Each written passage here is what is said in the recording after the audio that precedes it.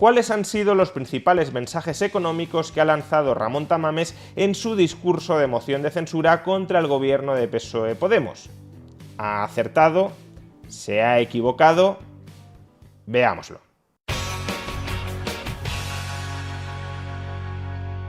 El economista Ramón Tamames ha sido el candidato de Vox a la moción de censura contra el gobierno de Pedro Sánchez. Y buena parte del discurso de Ramón Tamames en esta moción de censura ha girado en torno a la economía. En este vídeo vamos a analizar qué partes del discurso económico de Tamames son un acierto y cuáles han sido un error. Empecemos. Hay desequilibrios y contradicciones en la economía. Brevemente y rápidamente trataré de enunciarlos. Primera, España es la única economía grande, la cuarta de 27 países de la Unión Europea, que aún no ha alcanzado el nivel de PIB de antes de la pandemia. Países como Lituania, Estonia, Eslovenia, Chipre y Malta han sobrepasado a España en PIB. Primero, la última afirmación que hace Tamames es incuestionablemente incorrecta. Estos países no han superado a España en PIB, sino en PIB per cápita. Sin embargo, este es un error perfectamente disculpable porque en el texto escrito aparece correctamente. Se habla de PIB per cápita y no de PIB, pero conviene aclararlo antes de empezar.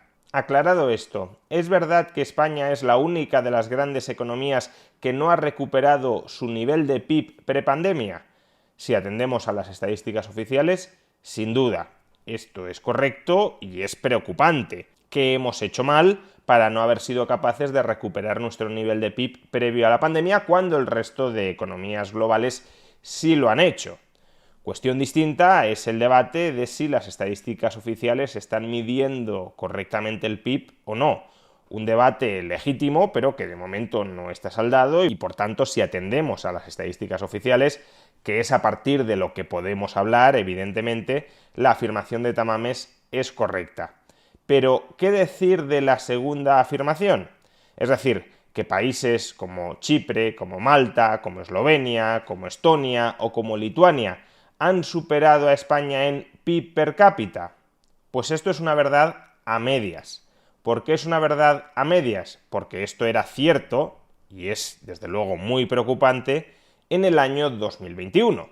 En el año 2021 todos estos países, salvo Chipre, tenían unos niveles de renta per cápita en paridad de poder adquisitivo, que es como hay que medirla, que superaban a España. Es decir, que en términos promedio, los estándares de vida en todos estos países, salvo en Chipre, eran superiores a los de España. El problema es que no tenemos datos actualizados de 2022, y en 2022 la economía española, el PIB de España, experimentó un notable crecimiento, en gran medida por un efecto estadístico arrastre del año 2021, pero no obstante en las estadísticas figurará como un importante crecimiento y eso llevará claro a revisar las cifras de PIB per cápita y en tal caso es posible que algunos de estos países ya no nos superen. Por tanto, si exceptuamos a Chipre, la afirmación de Tamames es correcta, pero solo con respecto al año 2021. No tenemos datos del año 2022 y es bastante probable que en el año 2022 esta jerarquía de países por renta per cápita en paridad de poder adquisitivo se haya alterado. La cuota, el 115% sobre el PIB, con más de 1,5 billones de euros. Un peligro grave cuando el coste de mantenimiento de la deuda pública ha pasado de prácticamente 0 a 3,5%. En cualquier caso, es una situación nunca vista de existencia en España en esos niveles. Tamames está hablando en este caso del sobreendeudamiento público de España y de los altos riesgos que acarrea. Y desde luego tiene toda la razón en que la situación de la deuda pública española es muy preocupante. Estamos no en el 115% de deuda sobre PIB, en el 113,5%, más o menos lo mismo, y desde luego en este contexto de tipos de interés crecientes, desde el 0 al 3,5% y probablemente más, ese sobreendeudamiento público puede ser una bomba de relojería. porque supone con el tiempo tener que pagar muchos más intereses, y si esos intereses no se cobran a través de mayores impuestos, lo que sucede es que la bola de la deuda va engordando y devenga más intereses y engorda todavía más. Por tanto, la situación financiera, la situación de solvencia de España, sin ser ni mucho menos irreversible, desde luego es muy preocupante y nuestra clase política no se está preocupando en absoluto por ello, porque se trata de un problema no del muy corto plazo, sino del medio plazo, y el horizonte temporal que contempla cualquier político es el de las siguientes elecciones en las que se juega su sillón, aunque se esté empujando poco a poco a España hacia el abismo. Hay que decir, de todas formas, que la última parte de la afirmación de Tamames no es correcta. Cuando señala que España nunca se ha visto en esta situación, quizás se refiera a la España democrática, a la España del 78, pero sin esta matización desde luego no es correcta. Ya ha habido otros periodos en la historia de España, en el siglo XIX, en los que el nivel de deuda pública sobre el PIB era superior e incluso bastante superior al actual. La deuda pública española llegó a rebasar el 160% del PIB en el año 1875, justo después de la Primera República, y también superó el 120% del PIB después de la Guerra de Cuba y de Filipinas. No es que esos episodios sean felices antecedentes, ambos se resolvieron con subida de precios, con inflación. De hecho, el monopolio monetario del Banco de España y la inconvertibilidad de la peseta en oro se decretan como consecuencia de los altos niveles de endeudamiento público de España durante el llamado sexenio revolucionario. Ese 160% de deuda sobre PIB que se alcanza en 1875. Por tanto, al final España ha sido capaz de salir de esos episodios de sobreendeudamiento público licuando la deuda, con inflación, y por tanto esos no deberían ser unos antecedentes demasiado esperanzadores. Pero lo cierto es que sí ha habido antecedentes en los que nuestros niveles de deuda pública sobre PIB han sido superiores a los actuales. Como tampoco hay, cuarto punto, ningún programa de reducción de gasto o situación de consolidación fiscal. Todavía tenemos la posibilidad de que en un meeting del señor Sánchez se proclamara hace muy poco, el 20 de febrero, el reparto inmediato de más de 2.500 millones de euros en becas para 1 millón de estudiantes, que todavía no se sabía ni cómo se iban a seleccionar.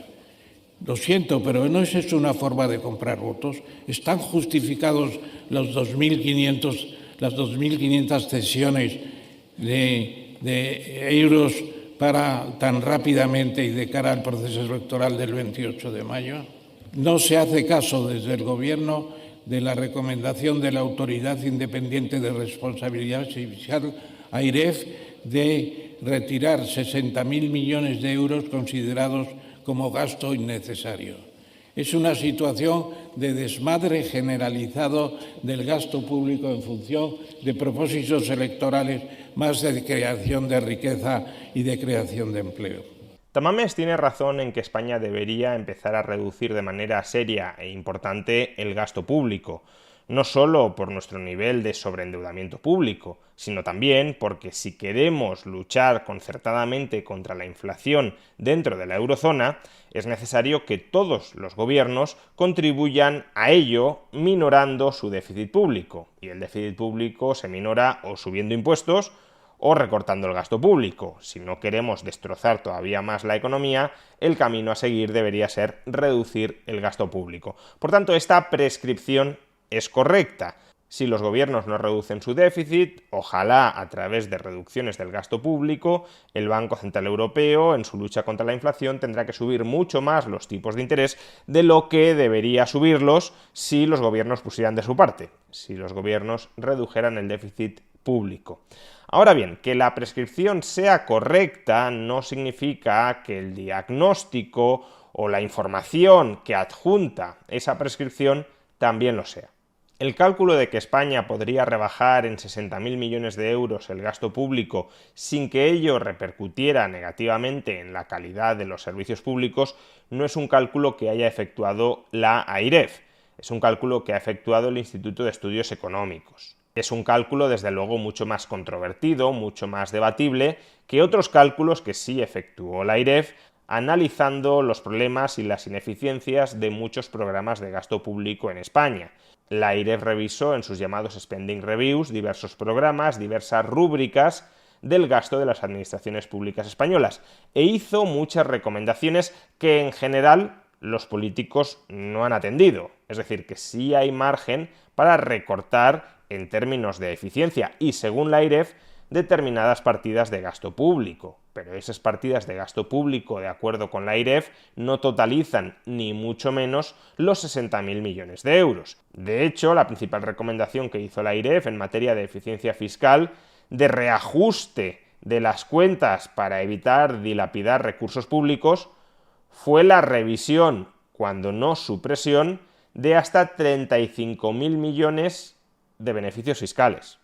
Es decir, que en todo caso lo que propuso gruesamente la AIREF fue subir impuestos, no recortar tanto el gasto público, que insisto, también había muchas sugerencias de recorte del gasto público, pero la partida cuantitativamente más notable fue la revisión de los beneficios fiscales, beneficios en el IRPF y beneficios en el IVA, tipo reducido, superreducido y no sujeción a IVA.